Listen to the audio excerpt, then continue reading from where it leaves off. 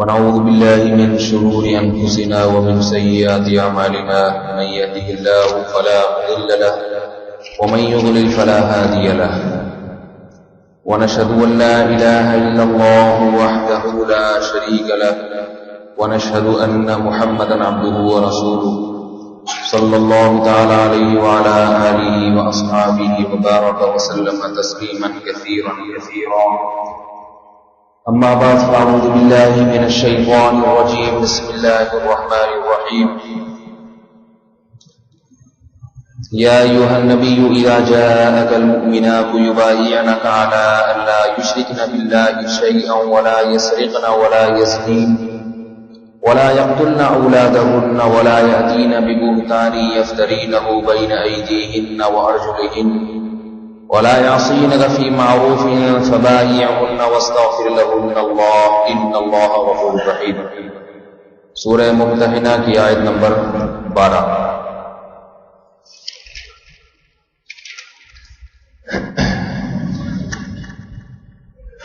اس آیت میں رسول اللہ صلی اللہ علیہ وسلم کی خدمت میں حاضر ہونے والی وہ خواتین جو بیعت کے ارادے سے آتی تھیں،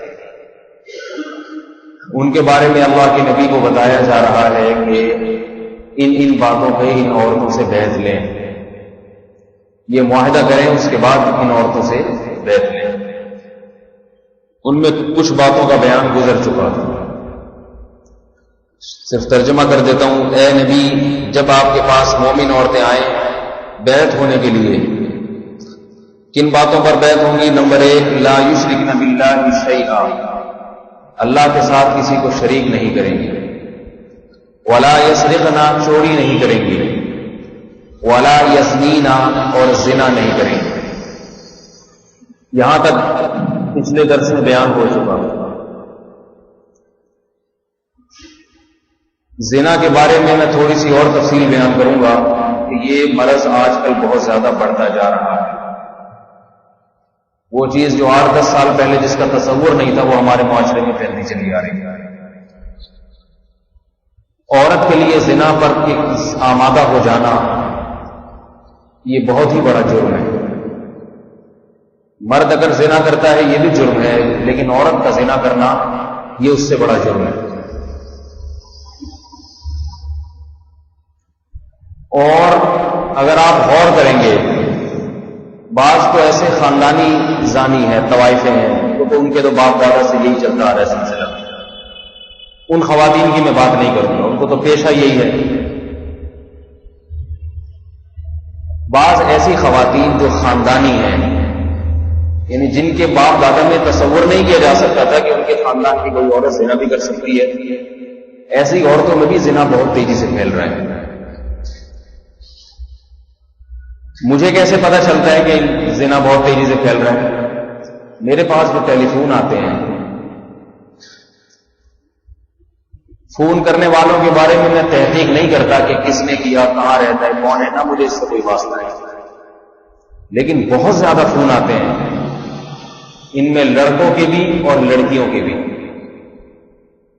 اور وہ لڑکیاں ہیں جو خاندانی گھرانوں کی ہیں، جن کے نہ باپ کو پتا کہ اس نے زنا کیا ہے، نہ بھائی کو پتا.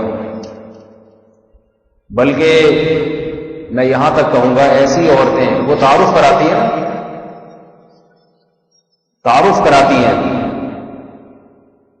اس تعارف سے پتا چلتا ہے کہ یہ کس قسم کے خاندان کی عورتیں ہیں. ایسی خواتین جن کے بھائی، جن کے والد دیندار ہیں، مسجدوں میں آنا جانا لگا رہتا ہے، ان کے گھروں کی لڑکیاں زنا کر رہی ہیں. باپ اور بھائی کو پتہ نہیں ہوتا، اس کے فرشتوں کو بھی خبر نہیں ہوتی. میرا چونکہ فرض بنتا ہے بتانا کہ یہ برائی بہت تیزی سے ہمارے معاشرے میں، یہ نہیں کہوں گا کہ پھیل رہی ہے، بلکہ پھیل چکی ہے. ایسے مسائل خواتین پوچھتی ہیں. مردوں کی تو بات نہیں کر رہا ابھی. لڑکوں کی کیا رپورٹ ہے وہ تو بتائیں گے، وہ ظاہر ہے اس سے کئی گنا زیادہ ہے، اس سے کئی گنا زیادہ ہے.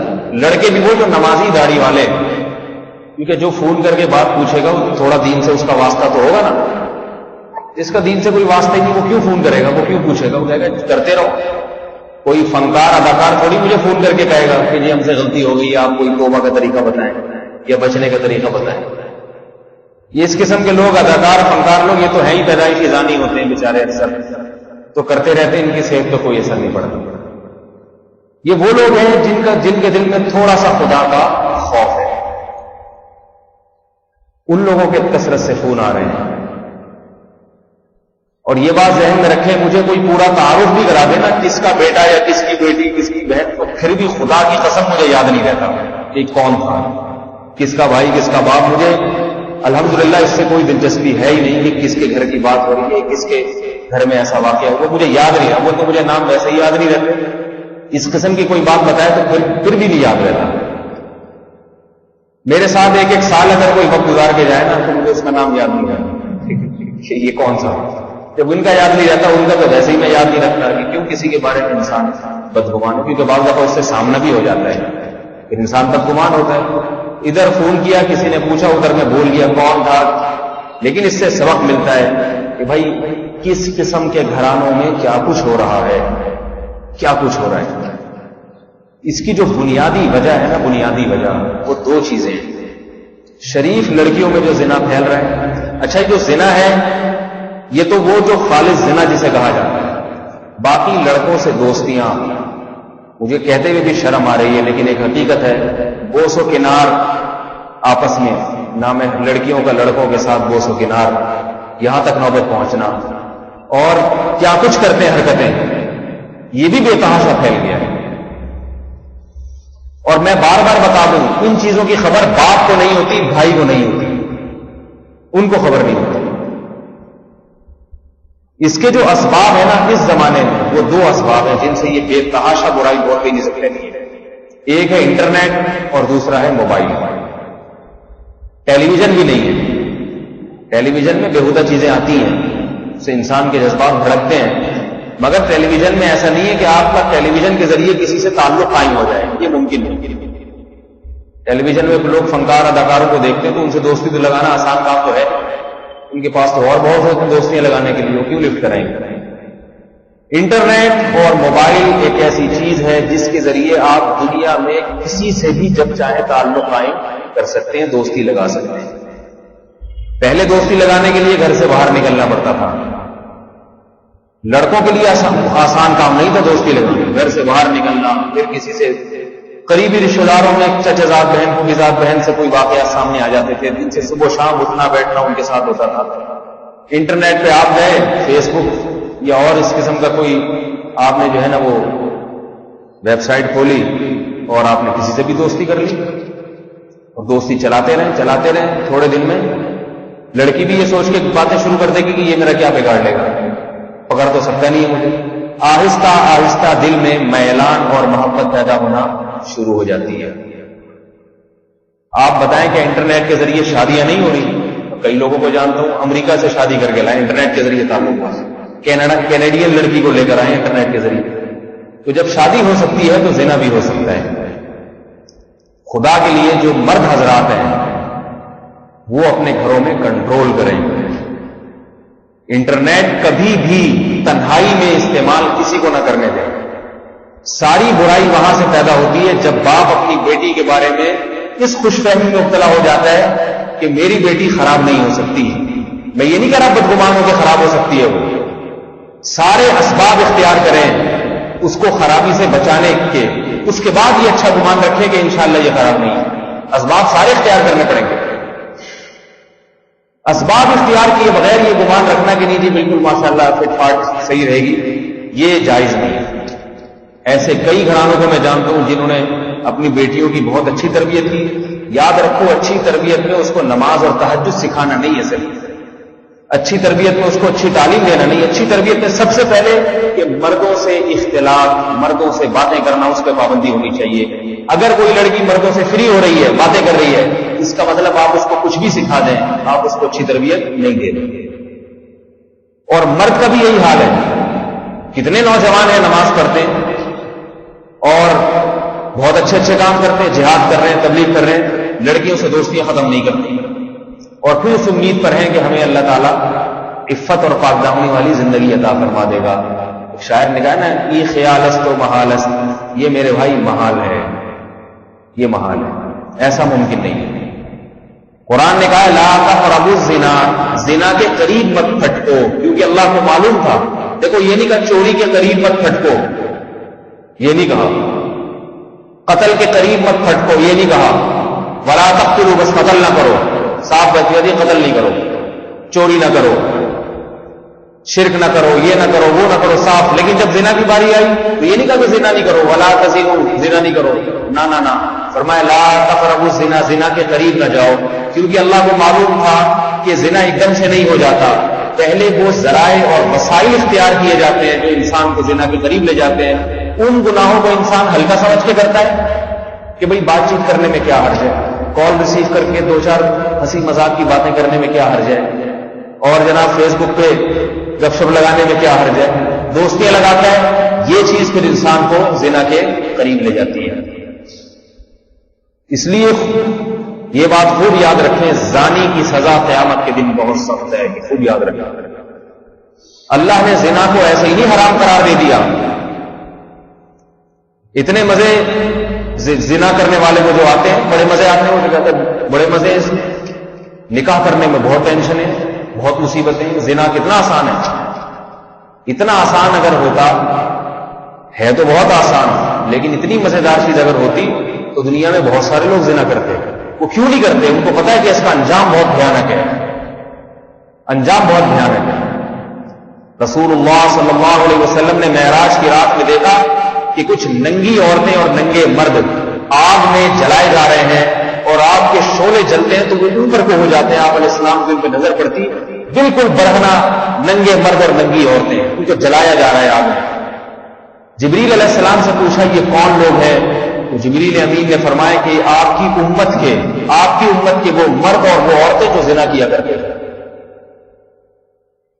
تو بھائی یہ جو نوجوان طبقہ ہے نا، اپنے آپ کو اس برائی سے بچائے، اور اس برائی سے بچانے کا صرف یہی ایک طریقہ ہے کہ جو چیز اس برائی کی طرف لے کر جاتی ہے اس چیز سے اپنے آپ کو بچائے، کیونکہ انسان کے دل میں جب شہوت بھڑکتی ہے نا، تو اس بھڑکنے کی تسکین کے لیے صرف ایک ہی راستہ ہے کہ وہ زنا کر لے، منہ کالا کر لے، اور کوئی راستہ نہیں ہے۔ بھوک ایک دفعہ بھڑک جائے کسی چیز کی تو روٹی کھائے بغیر کوئی اس کا علاج ہے؟ بتاؤ بھائی، نہیں علاج۔ بہتر یہ بھوک بھڑکنے ہی نہ دی جائے۔ بھوک، آپ کا پیٹ خالی ہے اور آپ ہوٹلوں کے قریب سے گزر رہے ہیں جہاں سے آپ کو کھانے پینے کی بھینی بھینی خوشبو آ رہی ہے، اور پھر آپ صبر کر رہے ہیں۔ لوگ کہیں گے نا بیوقوف، جب تیرا روزہ ہے، تو نے کھانا ہی نہیں ہے، تو کسی کھاتے ہوئے آدمی کے پاس کیوں جاتا ہے؟ روٹیوں کو دور سے کھڑے کھڑے کیوں دیکھتا ہے؟ آرام سے گھر بیٹھ اپنے کام میں مشغول ہو تاکہ تیری بھوک نہ بڑھے۔ تبھی روزے دار کہتے ہیں بھائی میرے سامنے نہیں کھاؤ، ادھر ہی کھایا، بھوک کا وقت زیادہ ہوتا ہے۔ لوگ روزے دار کے سامنے کھاتے بھی نہیں، اس لیے کہ اس کا دل نہ چاہے۔ اس کو پتا ہے کہ ایک وقت کے بعد جب افطار کا وقت ہوگا اس وقت وہ برتن سجائے جائیں گے اور کھانے پینے کی چیزیں میسر ہو جائیں گی۔ اللہ نے یہ شہوت مرد کے دل میں بھی رکھی، عورت کے دل میں بھی رکھی، لیکن بتا دیا کہ وَلْيَسْتَعْفِفِ الَّذِينَ لَا يَجِدُونَ نِكَاحًا حَتَّى يُغْنِيَهُمُ اللَّهُ مِنْ فَضْلِهِ، فرمایا اس وقت تک عفت اور پاک دامنی سے رہو جب تک اللہ تعالیٰ تمہارے لیے نکاح اور شادی کا انتظام نہیں کر دے گا۔ جب انتظام ہو جائے اس وقت تمہاری یہ خواہش اللہ پوری کر دیں گے، اس سے پہلے عفت اور پاک دامنی کے ساتھ زندگی گزارو۔ افسوس اس پر ہے کہ آج اس وقت کے بعد بھی عفت اور پاک دامنی نصیب نہیں ہوتی، شادی کر کے بھی زنا کر رہے ہوتے ہیں۔ اس وقت جو زنا کی خبریں آ رہی ہیں نا، زنا، اس میں میری معلومات کے مطابق کنوارے اتنے نہیں ہیں جتنے شادی شدہ مبتلا ہیں۔ اس میں کنواروں سے زیادہ شادی شدہ مبتلا ہیں زنا میں۔ اس کی کیا وجوہات ہیں وہ ایک الگ کہانی ہے، وہ چسکے لگ جاتے ہیں، اور وہ اس لیے مبتلا ہیں کہ شادی سے پہلے وہ ایسے برائیوں میں مبتلا ہو چکے ہوتے ہیں کہ نکاح کے بعد ان کو پھر وہ عفت اور پاک دامنی نصیب نہیں ہوتی، ان کو روزانہ ذائقہ بدلنے کا شوق پیدا ہو جاتا ہے، معلوم نہیں کیا کیا برائیاں ہیں جن میں مبتلا ہو جاتے ہیں۔ تو دو چیزوں پہ بہت زیادہ کنٹرول کریں، ایک انٹرنیٹ پر، جو گھروں میں والدین ہیں وہ اپنی بیٹیوں پر اپنے بیٹوں پر نظر رکھیں۔ اگر کسی ضرورت سے انٹرنیٹ استعمال ہو، ہر ایک کو ضرورت نہیں ہے انٹرنیٹ کی۔ میں نے فیس بک پہ آئی ڈی بنائی مسائل کا جواب دینے کے لیے، تقریباً 6-7 مہینے ہو گئے۔ میرا خیال ہے بمشکل 1-2 مہینے بیٹھا ہوں گا میں اس میں. میرا مقصد تھا مسائل کا جواب. ایک تو لوگ مسائل اٹھ پٹا کیونکہ فارغ بیٹھا ہوتا ہے نا سامنے والا آدمی, تو کہہ رہے چلو جس نے دیکھ لیا جی مفتی صاحب بھی آن لائن ہو گئے, کچھ بھی لکھ کے بھیج دیا, اس کا جواب دو. ہم اب جواب دیں پھر سوال آ رہا ہے, تو ہم نے کہا تو فالتو ٹائم ضائع ہو رہا ہے اس میں. میں کہتا ہوں بھائی کال کرنے میں 4-5 روپے خرچ ہوتے ہیں, تو 4-5 روپے خرچ کرنا اس کی علامت ہوتی ہے کہ اس کو واقعی کوئی مسئلہ پوچھنا ہے, ہمیں ٹائم ضائع نہیں کر رہے. تو میں حیران ہوں. اب جیسے فیس بک پہ آن لائن ہوا نا, تو جیسے ہی پتہ چل گیا جی مولوی صاحب بھی آ گئے ہیں, تو ایک طرف سے میسج آ گیا السلام علیکم. بھائی السلام علیکم کیا مطلب, کوئی بات پوچھنی ہے تو پورا میں وعلیکم السلام لکھوں آپ کے لیے بیٹھ گئے فالتو میں. اب لکھنا پڑتا جی وعلیکم السلام جی. اگلا سوال ہے آپ خیریت سے ہیں. میں یہاں پر اپنے بارے میں جنرل نالج دینے کے لیے تو نہیں بیٹھا کہ میں خیریت سے ہوں, آپ خیریت سے ہیں, آپ ٹھیک بچے ٹھیک ہے, فلاں ٹھیک ہے. تو مجھے حیرانگی اس پر ہوتی ہے کہ مجھ سے وعلیکم السلام نہیں لکھا جاتا. اس میں لگتا ہے کہ وقت برباد ہو رہا ہے اور صلاحیتیں ضائع ہو رہی ہیں. پھر اگلا پوچھتا ہے آپ خیریت سے جی, میں انگلش کا جو ہے نا ABCD جی لکھ کے بھیج دیتا ہوں مختصر سے جی, اور سب ٹھیک ٹھاک ہے. اگلا سوال بھائی پوچھو کیا پوچھنا ہے, مسئلہ پوچھنا, کوئی پوچھنا ہے تو پوچھیں. یہ کیا خیریت سے السلام علیکم, تو وعلیکم السلام, تو السلام علیکم لکھ کے آگے مسئلہ لکھ دیں. تو میں حیران اس پر ہوتا ہوں کہ ہم سے 10 منٹ نہیں بیٹھا جاتا ہے فیس بک پہ, اور میں دیکھتا ہوں 2-3 گھنٹے لوگ بیٹھے ہوتے ہیں, کوئی کام نہیں سوائے اس کے کہ آپ خیریت سے ہیں, ہاں میں بھی ٹھیک ہوں, اور کیا ہو رہا ہے آج کل, جاب کیسی چل رہی ہے, اچھی چل رہی ہے, اور کتنے کما رہا ہے. یہ تو لڑکوں کی, اور کسی کو لڑکی ٹکر جائے پھر تو پوچھو ہی, پھر تو رات بیٹھے گا فجر میں جا کے. فجر میں بھی کون اٹھتا ہے, 10-11 بجے جا کے اٹھو, بتی چلی جائے گی تو ممکن ہے وہ آف لائن ہو جائے, ورنہ تو یہ وقت برباد ہو رہا ہے. آج کل انٹرنیٹ جو ماں باپ نے گھروں میں بچوں کو لے کے دیا ہوا ہے نا اپ ٹو ڈیٹ رکھنے کے لیے, کہ میرا بچہ سائنسی تعلیم اور ان تمام جدید تقاضوں سے ہے نا ہم آہنگ رہے, تو وہ جدید تقاضوں سے ہم آہنگ نہیں ہوتا, وہ فضول میں وقت برباد کرتا ہے. کسی چیز کی آپ کو ضرورت ہے دینی یا تجارتی بنیادوں پہ یا تعلیمی بنیادوں پہ, تو ٹھیک ہے آپ استعمال کریں, نہیں ہے تو اس کو بند کر دیں. تو پہلی بات تو یہ گھروں میں اس کا خیال کریں, مائیں بھی اور باپ بھی, بلکہ خود اپنے لیے بھی یہ ضروری ہے کہ گھر میں انٹرنیٹ کا استعمال اگر کوئی واقعی ضرورت نہیں ہے بند کر دیا جائے, اس میں پابندی لگا دیں. باپ کہے جب تک میں زندہ ہوں گھر میں انٹرنیٹ کا استعمال نہیں, میرے مرنے کے بعد جو چاہے کرو, کیونکہ اگر میں نے بھی لگا دیا اس کے بعد جو کچھ اس پہ بےہودگی دیکھی گئی خبر میں مجھے بھی اس کا عذاب پہنچے گا, لہذا یہ میری طرف سے استعمال کی اجازت نہیں. اگر تعلیمی کوئی ضرورت ہے, کوئی بچہ یا بچی کوئی پڑھ رہا ہے تو اس کو تعلیمی بنیادوں کی ضرورت ہے, تو اس کے لیے شرط لگائیں, نمبر 1 بند کمرے میں انٹرنیٹ استعمال نہیں ہوگا. سمجھ میں آ رہی ہے نا بات, تاکہ انسان آج کل اللہ سے تو نہیں ڈرتا لیکن اپنی جیسی مخلوق سے ڈر جاتا ہے تھوڑا سا, اس کو شرم آتی ہے بھائی کوئی دیکھ نہ رہے, کھلے. یہ نہیں کہ کنڈیاں لگا کے چاروں طرف سے کنڈیاں لگا کے نیٹ پہ بیٹھ رہے ہیں, اس کی اجازت نہیں ہونی چاہیے. کوشش کریں گے نہیں کریں گے, یہی آج کل زنا کے قریب کرنے والی چیز ہے. زنا نہ بھی ہو تو زنا کے علاوہ بھی بہت سارے گناہ ہیں, وہ گناہ کر لیتے ہیں انٹرنیٹ پہ بیٹھنے میں لوگ. اور دوسری چیز موبائل فون. موبائل فون کا استعمال بھی صرف اسی کے لیے مناسب ہے جس کو واقعتاً کوئی ضرورت ہے. ہر لونڈے لپاڑے کے ہاتھ میں موبائل فون, تم نے کیا کرنا ہے بھائی؟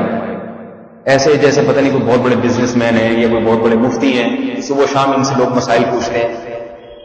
یہ تجارتی لوگوں کو ضرورت ہوتی ہے کہ جن کے صبح شام سودے بازی ہوتی ہے, ہاں بھائی اتنے کا مال اٹھا لیا, اتنے کا بیچ دیا. ان کو یہ تعلیمی بنیادوں پہ تو یہ وقت برباد کرنے والے ہیں. جس کو پڑھنے لکھنے کا شوق ہے اس کو تو موبائل سے کوئی واسطہ ہوتا ہی نہیں, کیونکہ موبائل فون تو پڑھائی کا خلل کا سبب بنتا ہے. انٹرنیٹ تو پھر بھی جو ہے نا تھوڑا سا معاون اور مددگار بن جاتا ہے تعلیم میں, موبائل تو مددگار بنتا ہی نہیں. تو اپنے اولاد کو موبائل فون کا استعمال نہ کرنے دیا جائے. ایسے ایسے بےہودہ میسج آتے ہیں موبائل پر, اور بلا وجہ ایک خامخواہ کا جو ہے نا وہ سلسلہ چل پڑتا ہے. اور جوان لڑکیوں کو میں ایسی شادی شدہ عورتوں کو جانتا ہوں, شریف گھرانے کی شادی شدہ خواتین, جن کے بارے میں کوئی تصور نہیں کر سکتا تھا یہ خراب ہے. 4 بچے ہو گئے, 5 بچے ہو گئے, اس کے بعد زنا میں مبتلا ہوئی ہے موبائل کی وجہ سے. بھاگ گئی دوست کے ساتھ, اپنے آشنا کے ساتھ گھر سے بھاگ گئی. بہت ہی خاندانی لوگ, ان کی گھروں کی خواتین کی بات کر رہا ہوں. اور بہت سی ایسی ہیں جو پکڑی نہیں گئی ابھی تک, معلوم نہیں کیا کیا ہو رہا ہے, کیا کیا گل کھلا رہے ہیں. یہ ساری وہ باتیں ہیں جو نبی علیہ السلام نے فرمایا من حسن اسلام المرء ترکہ ما لا یعنی، انسان کے اسلام کی اچھائی میں سے یہ بات ہے کہ لا یعنی چیز کو چھوڑ دے. جب ایک چیز آپ کی ضرورت نہیں ہے تو اس کو کیوں رکھا ہے موبائل کو؟ ضرورت ہی نہیں. ہر بچے کو لے کے دیا ہوا ہے، ہر بچی کو لے کے دیا ہوا ہے، ضرورت ہی نہیں ہے تو کیوں؟ میں اس پہ بھی بڑا حیران ہوتا ہوں کہ ماں باپ اپنے بچوں کو ویڈیو گیم لا کے دیتے ہیں کہ کھیلو. ایک طرف یہ شکایت کہ یہ پڑھتا نہیں ہے، اس کی ایسے مثال ہے جیسے اپنے بچوں کو بازار کی چیزیں کھلائیں گے، بسکٹ ٹافیاں، اور یہ شکایت کہ روٹی نہیں کھاتا. تو خود جب اوٹ پٹانگ چیزیں اس کو کھلا رہے ہو، پیٹ اس کا ان چیزوں سے بھر رہے ہو، تو روٹی تو جب کھائے گا جب اس کا پیٹ خالی ہوگا. کچھ بھی نہیں ہوگا، پڑ جائے گا، پھر روٹی پیٹ میں ڈالے گا. الٹی سیدھی چیزیں کھلا رہے ہیں، چائے بھی بچے کو پلائی جا رہی ہیں اور معلوم نہیں کیا کیا کھلایا جا رہا ہے. شکایت یہ ہے کہ اس کا معدہ خراب رہتا ہے، روٹی پتہ نہیں کیوں نہیں کھاتا. پٹھانوں کے بچے روٹی کھاتے ہیں پیٹ بھر کے، ہم نے خود دیکھا کیونکہ وہ دکان سے ہی اوٹ پٹانگ چیزیں نہیں کھلاتے. خیر یہ غلط موضوع ہے. تو اسی طرح آپ اپنے بچوں کو خود تباہی بربادی کے دہانے پر لے کر جائیں اور پھر یہ بولے ہمارا بچہ پتہ نہیں سدھرتا کیوں نہیں ہے. تو بھائی یہ تو عجیب سی بات ہے. آپ نے بگاڑنے کے سارے اسباب گھر میں مہیا کر دیے اور پھر آپ یہ توقع لگا کے بیٹھے ہوئے ہیں کہ یہ بچہ سدھرتا کیوں نہیں ہے، باپ اور ماں سے تمیز سے بات کیوں نہیں کرتا. جس بچے کو شہوت پوری کرنے کی لت پڑ جائے وہ اپنے باپ اور ماں سے کبھی تمیز سے بات نہیں کر سکتا. اس کا تو ہر وقت خواہش ہوتی ہے اپنی خواہشات کو پورا کروں. تو میرے بھائی ہمارا معاشرہ جو ہے نا یورپ کے معاشرے کی طرح نہیں ہے. ہمیں ساری وہ چیزیں نہیں لے رہی جو ان لوگوں نے لی ہوئی ہیں اپنے معاشرے میں. کیا تو آزادی آزادی آزادی ایک رٹ لگائی جاتی ہے. ہمارے ہاں پابندیاں در پابندیاں ہیں. اگر انسان کو آزاد پیدا کیا جائے نا، آزادی دے دی جائے تو انسان اور جانور میں کوئی فرق نہیں رہے گا. انسان اور جانور میں یہی فرق ہے کہ انسان آزاد نہیں ہوتا. اور انسان کو جو پابندیاں لگتی ہیں ان میں ایک اہم بات یہ کہ بچپن میں جتنی پابندیاں لگا لی بچہ سہ جائے گا. جتنی پابندیاں لگا لی، بڑے ہو کر پھر آزادی ملے گی تو وہ اس آزادی کو صحیح استعمال کرے گا. اور بچپن میں اگر اس کو آزادیاں دے دی تو یاد رکھو پھر کبھی بھی اس کو پابند نہیں کیا جا سکتا. شیخ الحدیث حضرت مولانا زکریا رحمہ اللہ تعالی کتنے بڑے بزرگ تھے، یہ ایسے کیسے بن گئے؟ آپ ان کی سوانح انگلی اگر پڑھیں گے تو پتا چلے گا کتنی گھر کی طرف سے پابندیاں تھیں بچپن میں، کتنی پابندیاں. آج لوگ کہتے ہیں بچے کا دماغ اس سے وہ ہو جاتا ہے، تنگ جذر بن جاتا ہے، براڈ مائنڈیڈ نہیں ہوتا اور تنگ ہو جاتا ہے. ایسا تنگ وان بچہ نہیں ہوتا، انسان کا بچہ بن جاتا ہے وہ. اگر اس کو بچپن سے پابندی لگا دی انسان بن جاتا ہے وہ. شیخ الحدیث مولانا زکریا رحمۃ اللہ کی آپ بیتی میں لکھا ہے، فرماتے ہیں کہ میرے صبح سے لے کے رات تک ہر عمل کی نگرانی ہوتی تھی. قرآن حفظ کرنے کے بعد روزانہ والد اور چچا کی طرف سے پابندی تھی کہ اتنے پارے پڑھے بغیر سونا نہیں ہے، تم نے دوڑائی کرنی ہے اس کی.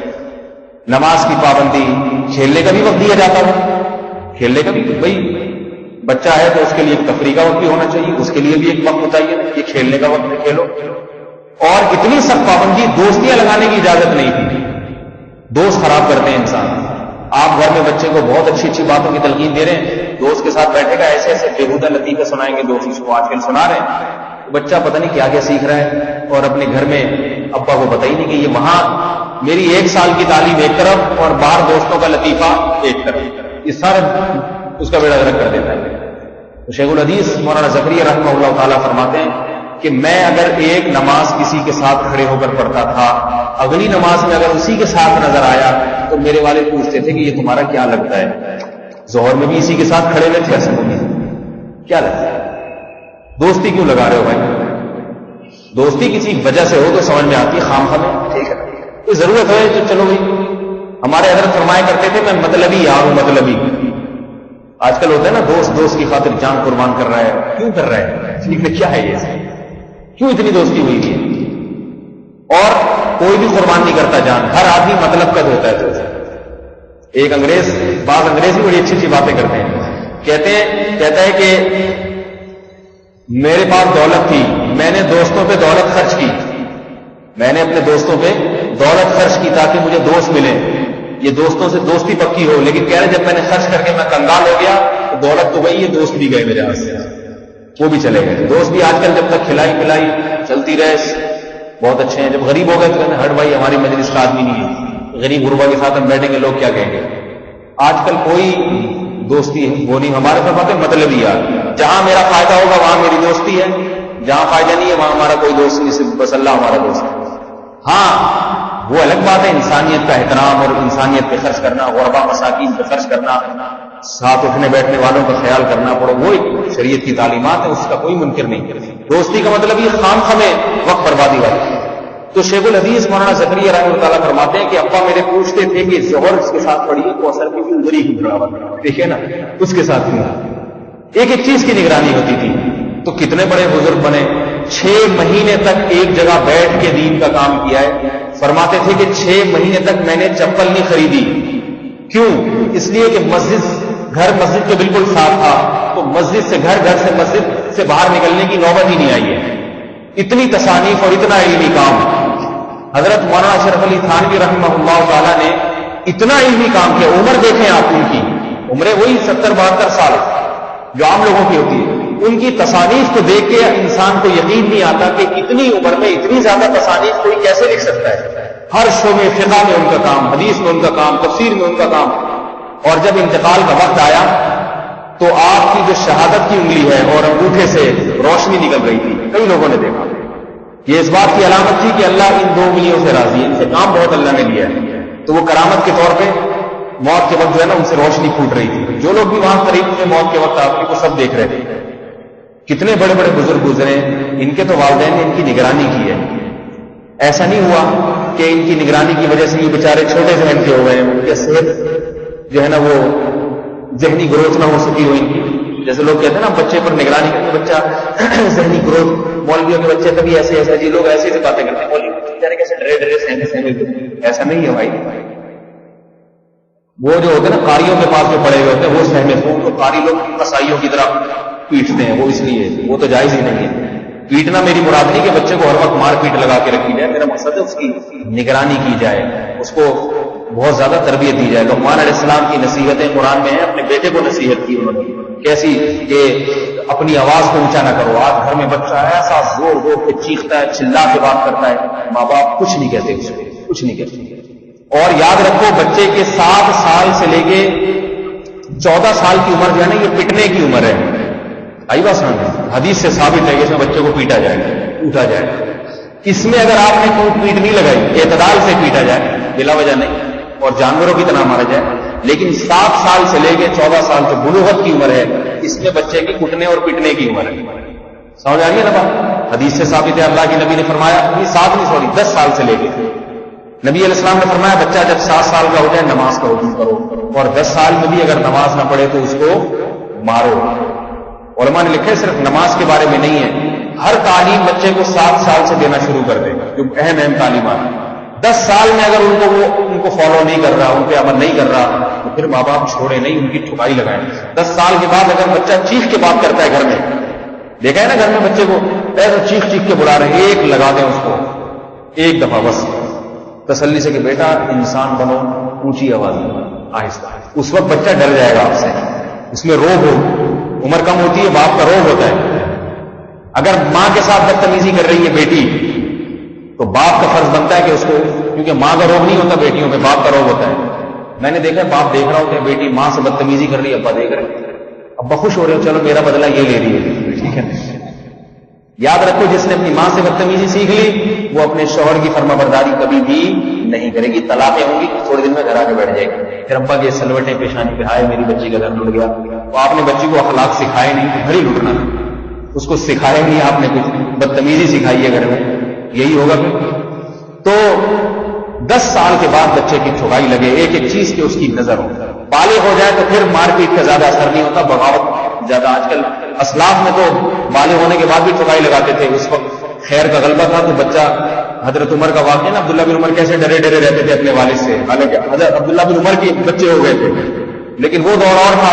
آج کل بے دینی کا دور ہے، بالغ اولاد پہ ہاتھ اٹھاؤ تو وہ بدبخت ہوتی ہے، وہ باپ کے خلاف باغی ہو جاتی ہے۔ تو جب تک بلوغت نہیں ہے بچے کو کنٹرول کریں، اور بلوغت کے بعد جب آپ اپنے گھر میں ہیں تو پھر بتا دیں کہ بھائی انٹرنیٹ کا استعمال نہیں ہوگا تو انہیں شرائط کے ساتھ ہوگا، اور دیکھتے بھی رہیں، چیک بھی کرتے رہیں ہسٹری میں جا کے بچہ کیا دیکھ رہا ہے، پڑھنے کی چیزیں ہی۔ ایسے ایک صاحب ہیں دیندار گھرانے کے، بہت تبلیغ میں بھی وقت ان کا لگا، علماء کے پاس بھی بیٹھتے تھے، مجھے خود بتا رہے ہیں میں نے بچے کو کمپیوٹر لا کے دیا، میرا بچہ ماشاءاللہ پڑھ لکھ کے بڑا آدمی بنے گا۔ کہہ رہے پتہ چلا کہ دراز ایک دن میں نے کھول کے دیکھی تو انڈین فلمیں بھری ہوئی تھی، یار میں نے کہا یہ کیا، میں تجھے کیا لا کے دیا اور تو یہ کیا کر رہے ہیں. تو اگر شروع سے ہی دیکھتے رہتے روزانہ گلاس کھول کے اور بچے کو پہلے بتا دیتے کہ بیٹا طریقے سے یہ استعمال ہوگا، اس کا جائز استعمال ہوگا اور میں چیکنگ کرتا رہوں گا، پہلے بتا دیں تاکہ تجسس کا گناہ لازم نہ آئے. کسی کی برائی پر بتائے بغیر مطلع ہونے کی کوشش کرنا یہ تو جائز نہیں ہے. اس کو پہلے بتا دیا جائے، میں دیکھوں گا یہ ہو کیا رہے گا. یہ بہت زیادہ ضروری ہے، موبائل پہ کنٹرول اور انٹرنیٹ پہ کنٹرول، اور خاص طور پہ لڑکیوں کے موبائل پہ بالکل ضبط کر لے، ان کو نہ دیں ان کو موبائل. ان سے کہیں تعلیمی کوشش کیا کریں، اگر آپ کے پاس ٹائم ہے جس تعلیمی ادارے میں وہ جا رہی ہے خود چھوڑنے کے لیے جائیں اور خود اس کو لے کر آئیں. اگر آپ کے پاس وقت نہیں ہے اپنے کسی بیٹے کے ذمہ لگا دیں، بیٹے کے پاس وقت نہیں ہے تو پھر کسی اور کے ذمہ نہ لگائیں. تو ایک صاحب نے جو ہے نا اپنی بیٹیوں کو کالج میں داخل کیا، بہت بڑی شخصیت گزرے، ان کا نام نہیں لوں گا میں بھی، بہت بڑی شخصیت گزرے ہیں، بڑے دیندار تھے. تو انہوں نے اپنی بیٹیوں کو کالج میں داخل کیا تو کسی نے کہا کالج کا ماحول تو بہت خراب ہے، آپ نے اپنی جوان بیٹیاں داخل کر دی اور کو ایجوکیشن میں یہ تو مناسب نہیں ہے. تو وہ کہنے لگے میں نے پروفیسروں کو ہدایت دی ہے کہ آپ میری بیٹی کا ذرا خیال رکھیں. تو اللہ کے بندوں پروفیسروں سے کون بچائے گا؟ جتنا ڈر دوسروں سے اتنا ہی تو پروفیسر سے، اتنا ہی ڈر پروفیسر سے، وہ بھی تو آدمی ہے. بعض بیچارے اتنے سیدھے ہوتے ہیں. ایک میں پنجاب میں ایک جگہ تھا تو وہاں ایک عجیب واقعہ سامنے آیا کہ مسجد کے جو قاری صاحب تھے بچوں کو قرآن پڑھاتے تھے، جوان ماشاءاللہ خوبصورت قاری تھے. تو ایک آدمی نے کہیں پنجاب جانا تھا، مری جانا تھا سفر کے لیے. اس کے گھر میں 2 جوان بیٹیاں، بیٹا کوئی نہیں تھا. تو اس نے کہا کہ بھائی اب دونوں لڑکیاں جوان ہیں، میں جاؤں، سب کو پتا ہے کہ گھر میں کوئی نہیں ہے، تو میں کیا کروں، کس کے ذمہ لگاؤں ان کی حفاظت کرے. تو وہ قاری صاحب کے ذمہ لگا دی کہ یہ قرآن پڑھتے ہیں، ایک آدمی ہے ماشاءاللہ، کبھی کبھار نماز بھی پڑھاتے تھے وہ جب امام صاحب نہیں ہوتے تھے. تو قاری صاحب کے ذمہ لگا دیا کہ آپ میری بچیوں کو قرآن بھی پڑھائیں اور ان کی ذرا نگرانی بھی.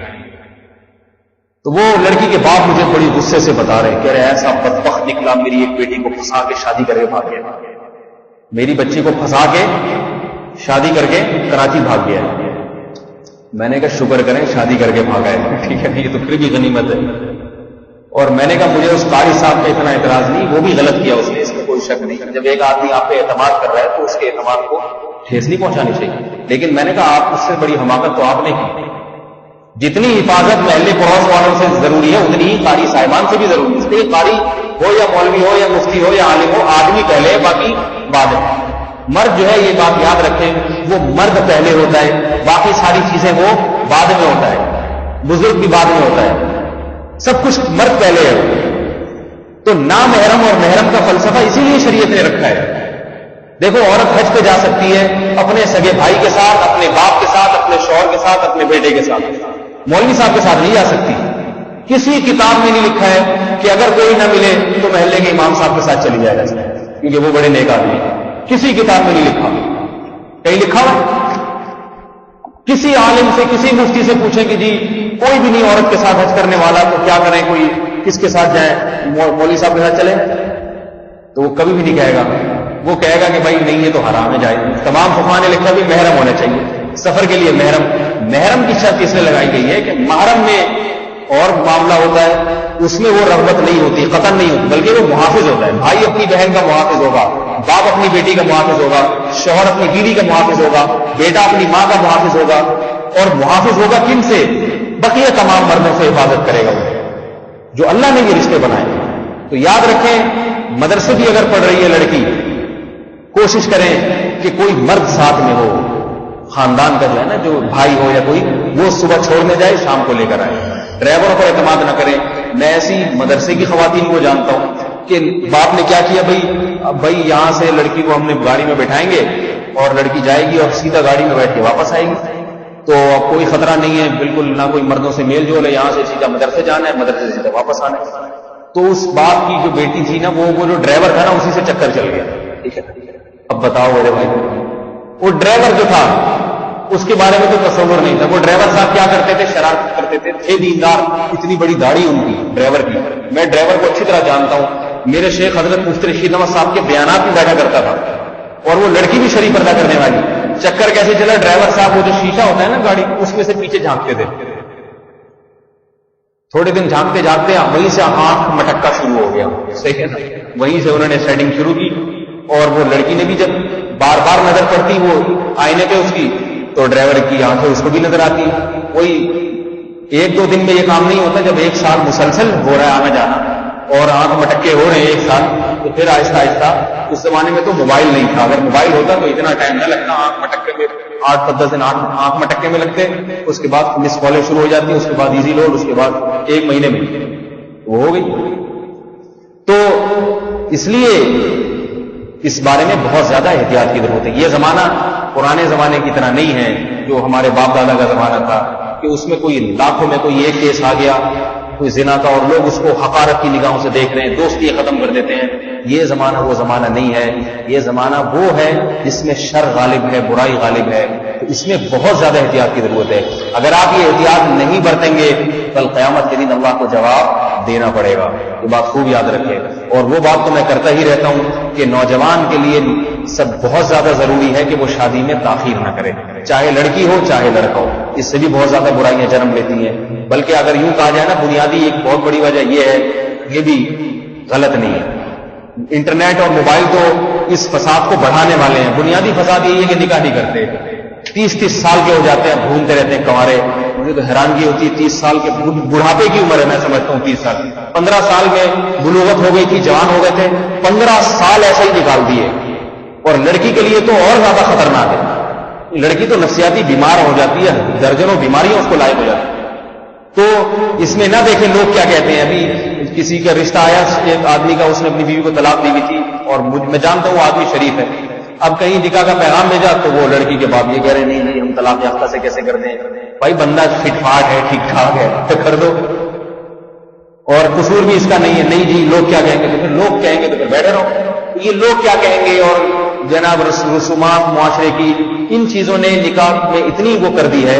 لوگوں کی جو پرواہ کرتا ہے نا. ایک دفعہ حضرت عائشہ رضی اللہ تعالیٰ عنہ کو حضرت امیر معاویہ نے خط لکھا کہ آپ امہات المومنین میں سے ہیں. حضرت امیر معاویہ اس وقت گورنر تھے، خلیفہ تھے.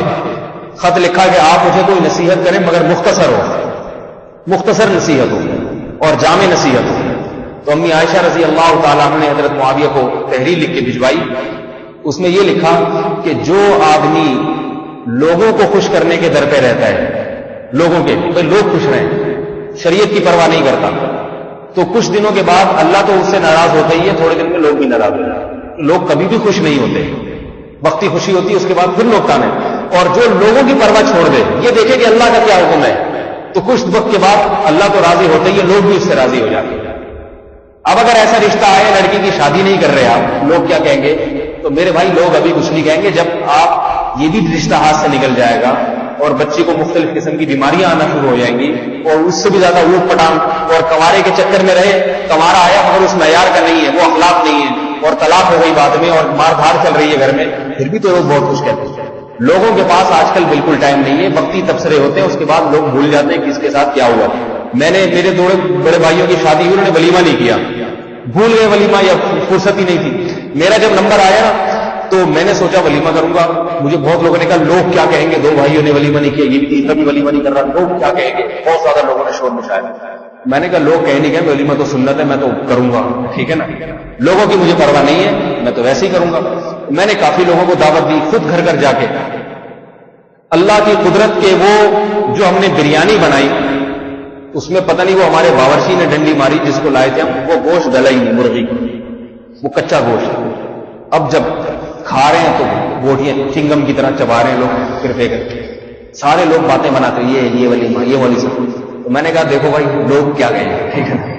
اتنا کچھ کیا لوگوں کے لیے، اتنا مارا پھرا، ہر ایک کے گھر جا کے کارڈ بانٹے، دعوت دی، آئیے تشریف لائیے.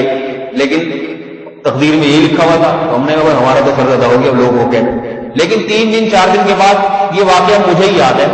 جتنے لوگ ولیمے میں تھے کسی کو بھی یاد نہیں ہوگا. لوگ بھول جاتے ہیں 2-4 دن کے بعد کس کے ہاں کیا کھایا تھا. تو یاد رہتا ہے کہ فلانی کی شادی میں کیا کھایا تھا، فلانی میں کیا کھایا. لوگوں کی پرواہ کرنے والا احمق اور بیوقوف ہے. صحیح ہے نا. اپنا الو سیدھا کر کے رکھنا چاہیے انسان کو. لوگ خود بخود سیٹنگ پہ آتے چلے جاتے ہیں اسی حساب سے. یہ باتیں نہیں کرنی چاہیے. صحابہ کرام کے دور میں بہت آسان تھا نکاح، بہت آسان تھا. بس ایک واقعہ سنا کے اپنی بات ختم کرتا ہوں. اس کے بعد اگلے ہفتے انشاءاللہ پھر ولا یقتلن اولادہن کہ اپنی اولاد کو اپنے ہاتھوں قتل نہ کریں. عورتوں کو اس کی نصیحت ہے. قتل کیسے ہوتے ہیں, ماں کیسے اپنے بیٹے کو قتل کر سکتی ہے, اس کی پھر انشاءاللہ اگلے ہفتے تفصیل بیان کروں گا. تو ایک واقعہ سن لیں کہ صحابہ کے دور میں کس قدر آسان تھا. افسوس اس پر ہوتا ہے دیندار لوگ اس پر عمل نہیں کر رہے. دینداروں کی دینداری صرف نماز روزے کی حد تک ہے. معاملات میں شریعت کو بالکل داخل نہیں کرنا چاہتے. معاملات وہی ہندوؤں والے عیسائیوں والے چل رہے ہیں. صحابہ کے دور میں کس قدر آسان تھا نکاح. اللہ کے نبی ایک صحابی نے اپنے ایک دوست سے کہا, صحابی سے, کہ بھائی میں فلاں کی بہن سے نکاح کرنا چاہتا ہوں, تم میری طرف سے پیغام نکاح لے جاؤ, تم سفارش کرو میری جا کے. وہ صحابی چلے گئے, دروازہ کھٹکھٹایا, اندر سے گھر والے آئے, جی کیا کام ہے. کہا جی میں اس سلسلے میں آیا ہوں, آپ کی بہن ہے, نکاح کے قابل ہیں, تو فلاں بن فلاں نے پیغام نکاح بھیجا اور مجھے سفارشی بنائی کہ میں آپ کو سفارش کر دوں کہ آپ اپنی بہن کا نکاح ان سے کر دیں. تو ان صحابی نے کیا کہا, انہوں نے کہا کہ بھائی وہ ان سے تو میں راضی نہیں ہوں, اگر آپ نکاح کرنا چاہتے ہو تو مجھے آپ مناسب لگتے ہو, آپ راضی ہو جاؤ. میں نے کہا ٹھیک ہے جی, ان سے اگر راضی نہیں ہے تو پھر مجھ سے کر دیں. اندر بٹھایا, گواہوں کو بلوایا, نکاح پڑھوا کے بھیج دیا. یہ باہر آئے, پوچھا جی کیا ہوا. کہا کہ وہ تمہاری تو نہیں ہو سکی, میری ہو گئی. کتنے کوئی خرچہ ہوا تھا. ہمارے ہاں ہوتا کوئی آتا, ہم تو پہلے چماٹ مانگنے کا کوئی طریقہ ہے بھائی, یہ کوئی طریقہ ہے رشتہ مانگنے کا, پہلے ہی چماٹ مانگنے, یہ کوئی طریقہ ہے. یہ کون سا طریقہ, منہ اٹھا کے آ گیا دروازے میں رشتہ چاہیے, کوئی طریقہ ہے. کہ کیا طریقہ ہونا چاہیے, طریقہ یہ ہونا چاہیے پہلے 6 مہینے استخارہ نکلواؤ کسی جاہل پیر سے, خود بھی 6 مہینے استخارے نکالو, کالا پیلا دیکھتے رہو پہلے, پھر مولویوں کو فون کر کے پوچھتے رہو نیلا نکلا ہے, کر لوں یا نہیں کروں. یہ جو جس طرح استخارے آج کل ہو رہے ہیں, ان کا قرآن حدیث استخارے کی حقیقت کیا ہے وہ پھر کسی اور کو بیان کروں گا. تو پھر جناب اگر سمجھ میں آ بھی جاتا تو ابھی چونکہ ہم نے تیاریاں کرنی ہیں تو اس کے لیے 8 سال کا ہمیں ٹائم چاہیے. 8 سال. حالانکہ فائدہ دونوں کا ہے, لڑکے کا بھی لڑکی کا بھی. لڑکی کو بھی شوہر مل جاتا ہے, اس کا گھر بس جاتا ہے, لڑکے کو بھی بیوی مل جاتی ہے, فائدہ دونوں کا, لیکن دونوں لیٹ کر رہے ہیں. اچھا جی ابھی ہم نے تیاریاں کرنی ہے, پھر وہ لڑکی والے آ رہے ہیں تو لڑکے والے جا رہے ہیں, تو لڑکی والے آ رہے ہیں تو لڑکے والے جا رہے ہیں, وہ سلسلہ, پھر غیبتوں کا بازار, پھر جناب وہ ساس صاحب آئیں گی تو یہ لڑکی تو مجھ سے تمیز سے بات ہی نہیں کرتی ہے کسی, یہ تو مجھے چائے کا نہیں پوچھتی, میں آتی ہوں تو اس کمرے میں بیٹھی رہتی ہے, اس کی ماں میری خدمت کر رہی ہے. یہ گھروں کی باتیں جو آپ کو بتا رہا ہوں.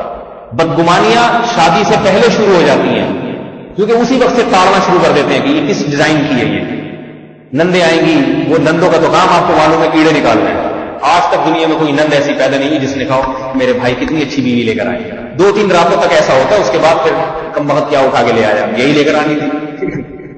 تو یہ تو پہلے شادی سے پہلے منگنیاں ٹوٹ جاتی ہیں. میں کئی لوگوں کو مشورے دے چکا ہوں, جہاں رشتہ طے ہوا میں کہتا ہوں اگر ہاں کرنے میں دیر لگا دو, مگر ہاں کر دیے تو شادی میں دیر نہ کرو, ٹوٹ جائے گا رشتہ. کئی لوگوں کو سمجھا چکا ہوں, لوگ نہیں مانتے اور رشتہ ٹوٹ جاتا ہے. پھر میں ان کو بتاتا ہوں, دیکھا میں نے کہا تھا کہ 6 مہینے کی منگنی اس زمانے میں نہیں چل سکتی. بدگمانیاں پھیلاتا ہے شیطان, اتنی بدگمانیاں پھیلا دے گا کہ بہت مشکل ہے کہ وہ کام ہو جائے. تو اتنا 8 سال 9 سال لگ جاتے ہیں, 4 سال لگ جاتے ہیں, 5 سال لگ جاتے ہیں, اور اتنا ٹائم لیتے ہیں. اس کے بعد جا کے دھوم دھڑک کے پھر 10 لاکھ اس نے اڑا دیے, 20 لاکھ اس نے اڑا دیے.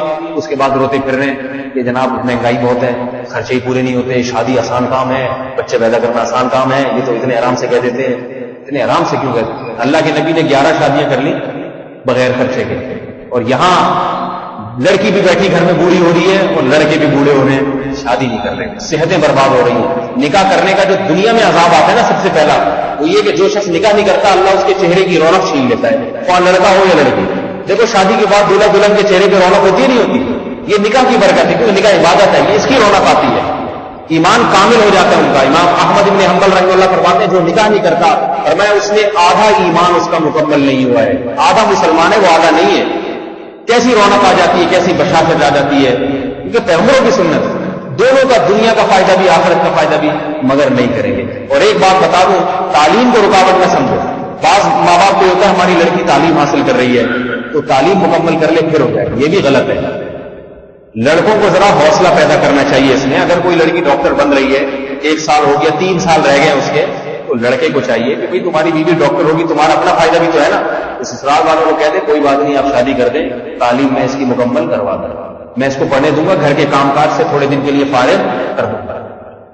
نہیں آئی بات سمجھ. اس طرح لڑکوں کو ایسا حوصلہ پیدا کرنا چاہیے تاکہ نکاح میں تاخیر نہ ہو اور تعلیم بھی اس کی چلتی رہتی ہے. وہ بھی نہیں ایسا حوصلہ پیدا کرتے، وہ کیا کہنا چلو پھر جب ڈاکٹر بن جائے گی نا 3 سال بعد پھر ہی کروں گا شادی. پھر تو بڑے مسائل ہوتے ہیں، پتہ نہیں کرے گا بھی کہ نہیں کرے گا، اور کرے گا تو 3 سال تک تو اپنا نقصان کر دیا نا. 3 سال میں تو جو ہے نا وہ کتنے فوائد اٹھا سکتے تھے، یہ کتنی صحت اچھی ہو جاتی ہے. سب سے بڑی بات یہ عمر لمبی ہوتی ہے انسان کی، شادی شدہ آدمی کی عمر لمبی ہوتی ہے، کنوارے مر جاتے ہیں جلدی. تو یہ سب باتیں ہیں. نکاح کو شریعت نے آسان بنایا. تو میرے بھائی یہ بھی زنا کی روک تھام کا ایک بہت بڑا ذریعہ ہے، اور نکاح کے بعد بھی زنا سے بچنا اس وقت تک ممکن نہیں ہے جب تک انسان نظر کی حفاظت نہ کرے، ورنہ شادی شدہ لوگ بھی برائیوں مبتلا ہو جاتے ہیں. اللہ تعالی ہم سب کو شریعت کی پیاری تعلیمات پر عمل کی توفیق عطا فرمائے اور ہم سب کی زنا سے حفاظت فرمائے. یہ وہ پلید، وہ گندا، وہ ناپاک مرض ہے کہ جس کو لگتا ہے پھر اس کو گھن کی طرح کھاتا ہے، جان نہیں چھوڑتا. یہ اللہ سچی توبہ کی توفیق عطا فرمائے اگر کوئی اس میں مبتلا ہے، اور جو بچے ہوئے ہیں اللہ ان کو ہمیشہ اپنی رحمت سے بچا کے رکھے. سبحانک اللہم و بحمدک، نشہد ان لا الہ الا انت، نستغفرک و نتوب الیک.